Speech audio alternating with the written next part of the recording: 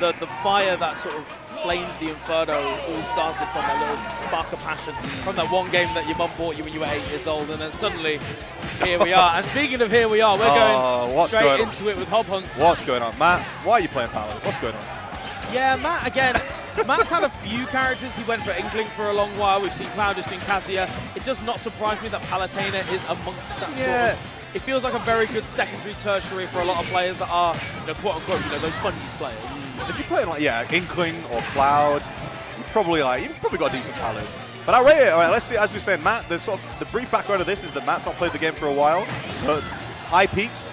Hobhunks, slow and steady maybe, has a couple of really good wins in sort of like previous years and months. But again, not someone who's super active at the big tournaments, so we'll see how it goes.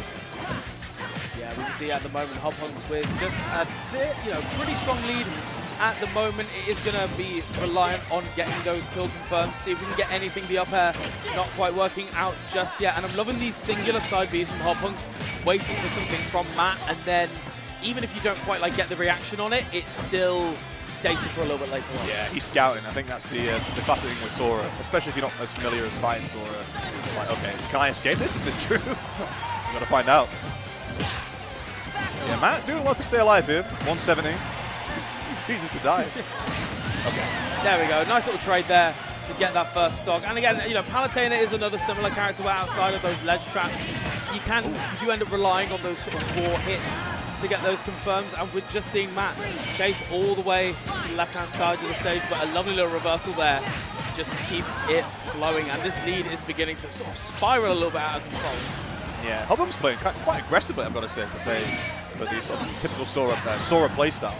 Kind of hunting Matt down, pressing buttons in his face, and I respect that. Back throw not going to be enough.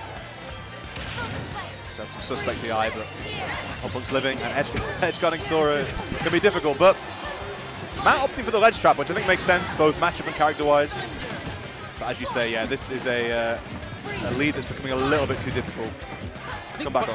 I think that's the thing with both of these characters, that there are these sort of clear weaknesses where if you can get those combos or those specific setups, you can really, really do well. But it's in those situations there where you're having to wait till 150, sort of chipping away until finally you get that opportunity. But same story with Hobhunks there, raw up air at 146.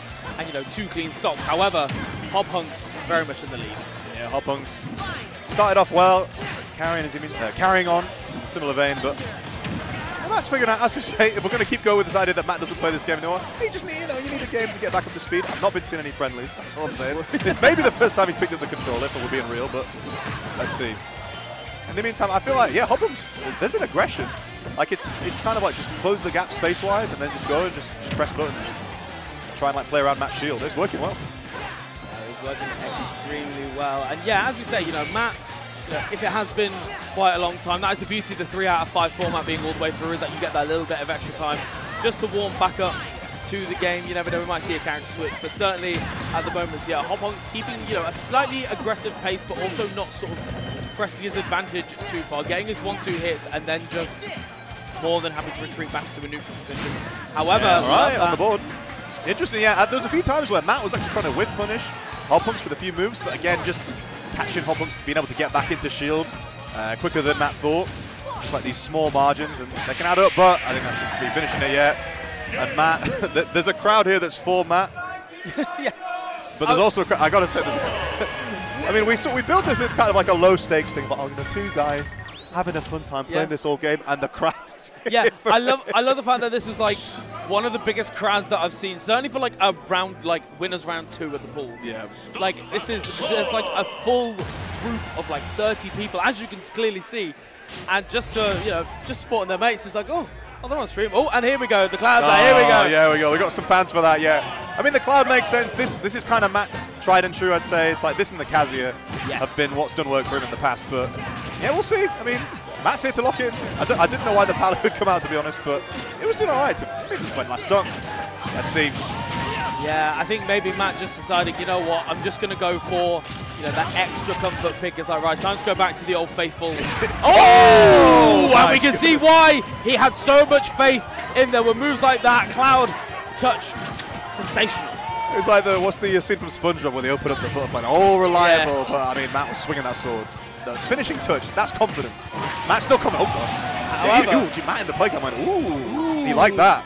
I love that as well. That's the thing. When you get, I feel like finishing touch is one of those moves which really just shakes the mental. Because if you get hit by that, particularly with an air dodge read, you can get so shaky, particularly with how well you were doing in that first game.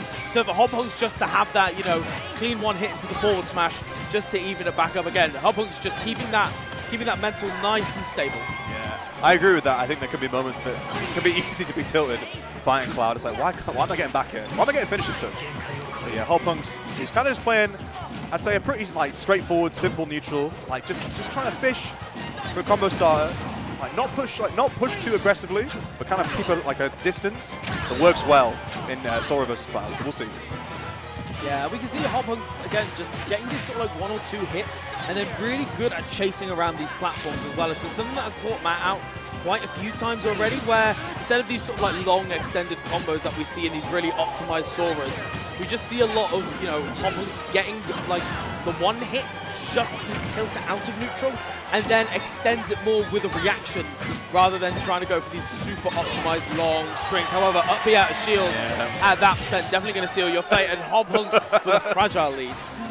It's a fragile lead, but these player cams, they can sometimes be more interesting in the games themselves, because these two, they are cooking. And the crowd's building here, and I think that Matt support is coming alive, but he's got a deficit to make up here. And both these guys playing a bit more passive now.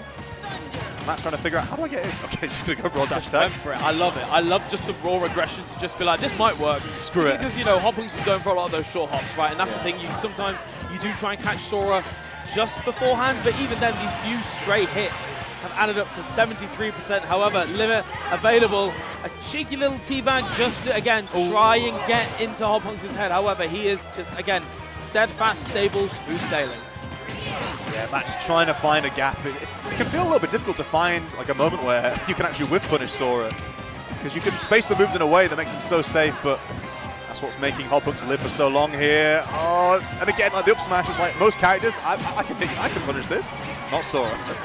I think, again, it's that kind of thing where, you know, both these players, be it they haven't played a while or maybe they just go to their locals. However, Hobhunks there just sort of tightening up the screws a bit, getting that nice little conversion. Really lovely stuff there from him. I think it's interesting because in that like little scrambly situation, there was almost those elements of unfamiliarity where it's, okay, I've hit you twice and then can I punish? Am I waiting for you? Oh, is it my turn? Yeah, like whose turn is it? Like, right, you go, right, roll away, we'll start from the top. Okay. We'll go again. Yeah. Neutral again. Yeah, run it back. Oh my god. Oh, we're getting the whole rotation, the wolf coming out, and this is, I feel like everybody, much like the edgy teenager, I feel like everybody's had that wolf face, right? Everybody was like, you know what, my wolf goes crazy, I can back air you at 80, and you thought you were the hottest thing, and then you went 2-2 for like 3 weeks, and then decided, you know what, back to the drawing board. I'm sorry, yeah, Matt just said I'm Team Jacob, but you know what, I'm not. We'll see if it can work out. We'll see if it works out. I think I'm not, again, like with the Palu, it sort of falls into that category of like sort of basic fun these characters where if you can play like a good game plan with Smash, like you can play Wolf pretty well. So we'll see. I mean, I'm not sure I agree with the switch from the Cloud. I thought he was doing okay, but I did feel like Matt was struggling to find windows of opportunity to punish, so let's see if he can find them with Wolf instead. Yeah. Or get a smash. Yeah, I think it's an interesting one because I feel like that crucial weakness that we've seen in Matt's game plans where he's able to rack up that damage fine, but is finding those confirms to get those kills. I feel like all the characters that he's picked sort of share that same weakness. Like it's the same with Wolf where, you know, unless you're getting, you know, that big meaty back air or that charge smash attack. Outside of that, sometimes it can take Wolf a little while to find that kill. You know, not necessarily like too late in percent, but you're still relying on those stray hits. And that's something that Hobhunks, particularly at those higher percents, has been really, really aware of and has almost like molded that game plan just to be like, it's not about me hitting you, it's about me not getting hit. However, lovely up smash there to take it, and only 45%. Yeah, I agree. I mean, finally there was a brief moment where Hobhunks was not quite spacing an aerial safely, and Matt went for the up smash. But I agree, Hobhunks been really quite good at, as you said, when he's at high percent, sort of backing off and not giving, no freebies.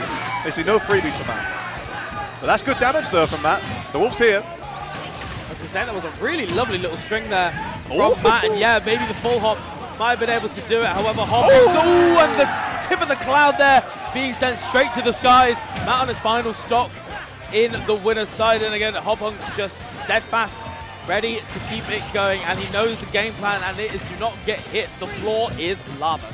Yeah, and we're saying this is it. This is what Matt struggled with, is finding the kill, but finally sneaks in a back air.